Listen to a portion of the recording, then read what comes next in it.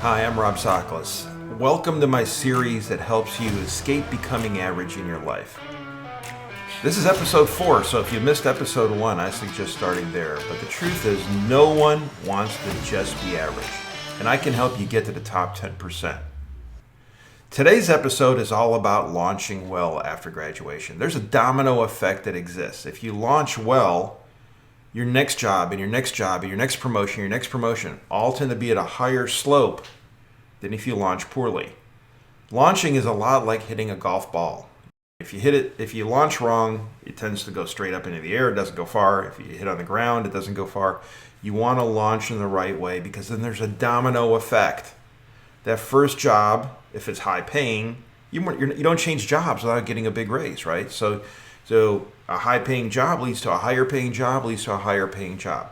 You start at a low paying job, people tend to only give you a certain percentage above your current pay rate to move you up, right? So launching right matters a lot.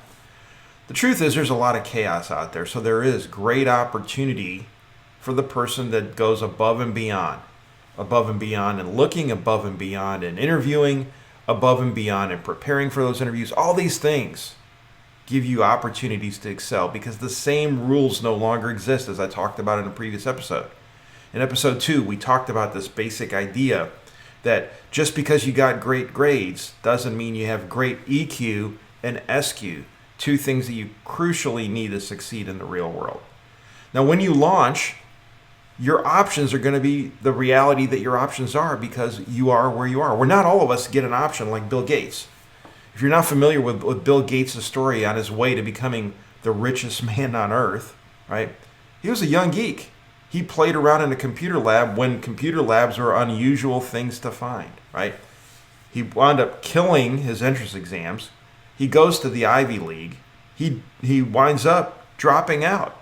His parents had money, so they set him up, right? They had confidence that the smartest attack Bill was going to succeed. And if Bill wanted to do computers, they were going to let him. A few things dropped his way. He had friends that were also in the same boat. With the right influences, the right amount of money, being able to set himself up, launched an amazing company, and he became the richest man on earth. But most of us do not have this option, which means that most of us are going to have to launch in more traditional ways, which is called get a job, right? The options that you're going to have are not the same for each person. What you've done to this point is absolutely going to drive the options that you have. There's a lot of different factors that come into play, right?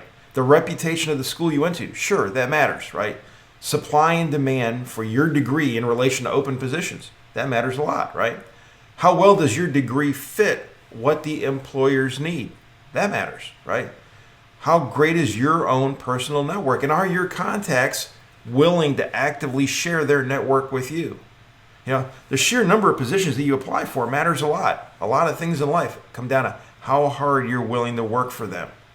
Sure, your GPA matters because there's certain companies that won't hire unless you've got a 3.0 or a 3.2 or a 3.4 or whatever, right? How professional your resume is matters. Your personality and your ability to make that great first impression and sell yourself absolutely matters as well, as does your effort and persistence to land more interviews and don't take no for an answer. The number of interviews where you absolutely over prepare, right? Preparation is the mother of all success. So if you're willing to do the research, learn all about the company, figure out who the people are that are going to be interviewing you, understand them and connect to them so that way you can excel during that interview.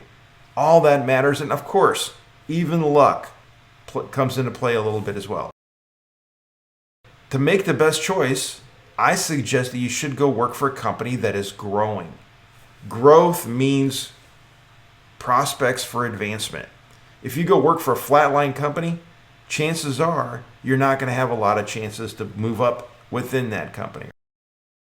You got to be mindful of this. You don't want to settle. You don't want to waste time, right? You've got to be able to move forward. But if you land the wrong job, you've got to keep looking. When I mean the wrong job, there's certain jobs that are out there that are simply based on a culture of how many years have you been here? And if you've been here 15 years, we'll promote you. No, you want to look for a place that actually looks at what you've done, what initiative you've taken. Basically merit pay, right? People that have earned the right move up quickly, right? While others that are just there serving their time do not, right? I get asked the question all the time, should I go get a master's degree? And the answer is probably yes. It may not help you in the first 2 or 3 years of your career, but it'll help you a lot going forward, because when people look to see who are we going to promote to this new position, the person with the master's degree is always likely to get the nod over somebody that does not.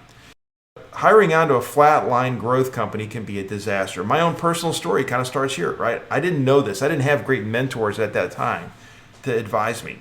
I went to work for NCR, and this company was stuck at roughly $6 billion worth of sales. And I felt like I was doing well there. I got 6 or 7 accelerated promotions, but they were all within sales. I went from junior sales guy to account manager to senior account manager to executive account manager.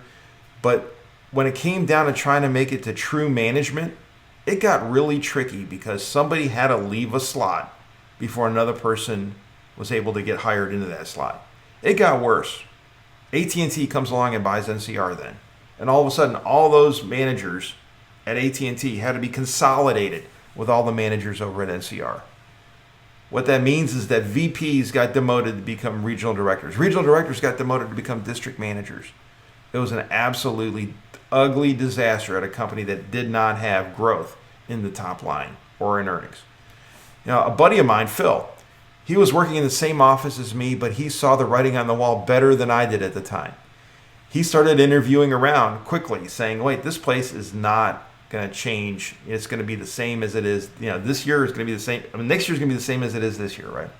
He landed a job in the early 90s at Microsoft. Microsoft, of course, was growing like a weed at the time. Next thing you know, Phil's moving up. These VPs, the senior VPs, he's a country VP, right? Phil and I were virtually identical. We were both optimistic guys that had a very positive view on life. But the difference at the end of the day was one company was growing much faster while the other company was flatline growth, right?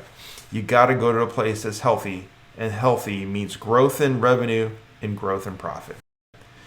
The truth is, you have to understand that there's seasons in life. You're willing to accept much more risk when you're single in your 20s than when you're married in your 30s or when you're raising kids in your 40s, right? Responsibilities tend to grow. This is the time for you to launch well. Find the right job. Absolutely, when you have an appetite for risk and when your bills are not that high, because this is your brilliant decade of freedom. When you get to your 30s, you're going to be starting a family. You're going to have mortgages. It's going to increase what you have to lose. And by the time you're in your 40s and 50s, the weight of these responsibilities really starts, it's kind of like an albatross around your neck. That's the truth. So if you land a job, absolutely take that job, but keep looking. Another friend of mine, she started at NCR as well.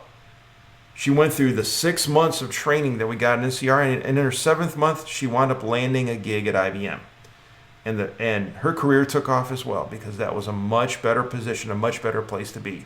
My point is, you don't owe the company anything and they don't owe you anything. You've got to grab on and find the best possible opportunity for yourself. Don't forget to subscribe below. Look forward to seeing you on the next episode. Thanks.